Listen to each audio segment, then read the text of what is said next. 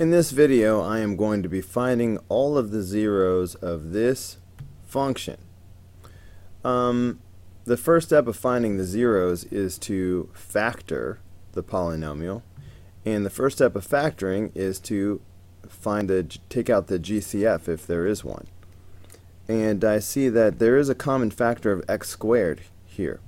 So if I pull out the x squared, let's see what's left behind. So that's going to leave 3x squared plus 2x minus 1. Don't forget the minus 1. I am basically dividing everything here by x squared. But x squared divided by x squared is 1. So you need that 1 there. Now, I'm betting that this trinomial will be further factorable. So I'm going to keep my x squared, yeah, but I'm going to factor the rest of this. 3x squared can only factor as 3x times x. 1 can only be 1 times 1. Now, inner plus outer equals middle.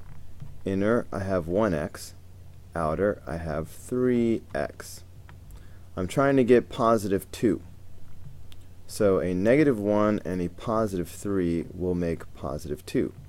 So there's my negative, there's my positive. Negative 1 times positive 1 equals negative 1, so that works out. So now that I have factored it, I can find the zeros by setting each of these factors equal to 0. So I will set x squared equals 0, 3x minus 1 equals 0, and x plus 1 equals 0. If I take the square root of both sides, I get x equals 0. Adding 1 gives me 3x equals 1. Dividing by 3 gives me x equals 1/3. Subtracting 1 gives me x equals negative 1. So here are my three zeros. 0, 1/3, and negative 1. So let's see.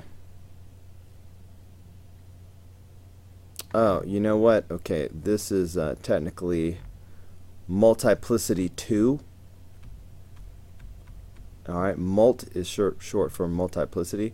I only wrote 0 here once, but technically, you know, if I take the square root of both sides, it's sort of like a plus or minus 0 in a way. It's this is multiplicity 2 because of the way it's squared. So that was throwing me for a second. But I have 0 multiplicity 2. Great, but then I have negative 1 and 1/3, so it's not B. There's no 1/2. Here we go. The answer is D.